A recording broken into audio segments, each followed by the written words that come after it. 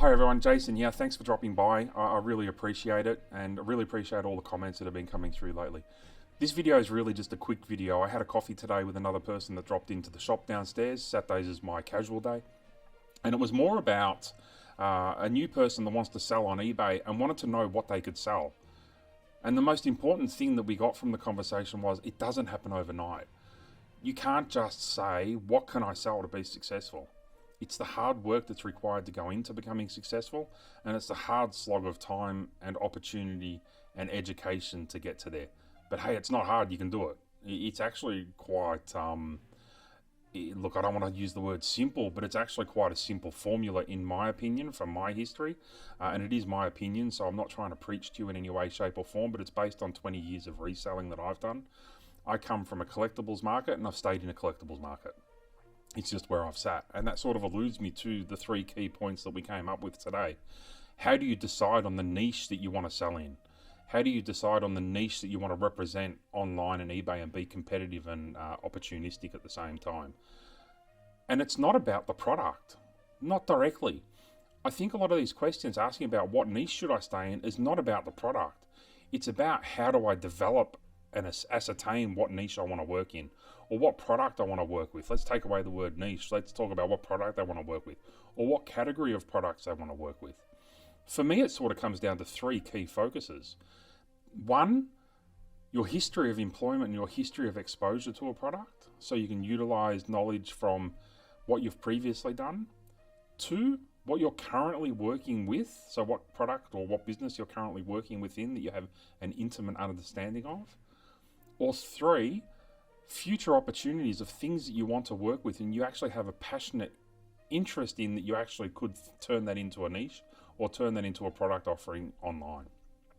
So realistically, it's the past, the present, and the future of opportunities of where you're currently working and the products you're currently working with. That's how I see it, and that's where the skill set comes from. Everything else can be built around that. The product identifier can be built around that. So if you don't fall into the history one, you may have an interest in fashion that you want to push down, and you might want to thrift and resell through fashion. So that's something you need to learn, and it's something you need to educate yourself on. If you are currently working with dog food and dog pet products or harnesses or leashes, whatever the case may be, that's going to give you a inside opportunity to understand the supply chain, understand what the market's like, understand the spend in the pet supplies business, and it's going to give you insight to be able to develop and move forward on that. And if you have an interest in technology or cameras or photography, that will also give you the knowledge of a sound underlying insight into what the product is that you don't necessarily have to re-educate yourself for. You just don't need to redirection it or redirect it into a selling opportunity that you can actually then start to source. Maybe secondhand cameras, film cameras. You may look at film, maybe look at 35mm. Yep, 35mm used to exist. You have to actually save things to a film to then print them. God, I can't believe that. Anyway, everything's done on digital now, and it just sort of freaks me out a little bit. So I'll show them my age. Tell me, do you remember using 35mm films and taking it to an actual Kmart or to a print shop to have films printed? Leave the comments below. I'm going to find this one funny. So if you want to niche down or find a product to sell, utilize your history, your present, and your future and what you want to actually work with. That will give you a sound understanding. None of this is going to happen overnight. Some people may be lucky that it will, but rarely does it happen overnight. The one thing I also want to really talk about here is not omitting opportunities that present themselves. What I mean by that is keep your ears open on the ground when you're talking to people, when you're learning from other people. The people that came in today, we both learnt some interesting information from each other that we're able to deploy into our own businesses. It's little opportunities about speaking to another reseller that may not deal with toys, but they've seen an opportunity for toys that they may be willing to share with you. Or they may drop the name of a supplier and let you know certain suppliers that you didn't know existed. It's all these little things that you can build on, but it's also the extension of products. If you're going to niche down to a specific product, let's say you niche down to Bratz dolls, for example. If you build up a knowledge of Bratz dolls, which is quite diverse and quite complex in the way that they look, and the prices vary significantly as well, whether it's in packaging, out of packaging, You may also be able to build on that knowledge and extend that to Barbie dolls, or extend that to another type of doll, or extend that to a byproduct of trading cards that may be associated with those products. Or from there, you may lead into another. All these genres may be related in some way, that an opportunity may present itself through the course of your travels that always pays to have a look at, to see if you can actually build on your knowledge base to add that to your product line as well. Don't let an opportunity pass because you're focused on one product.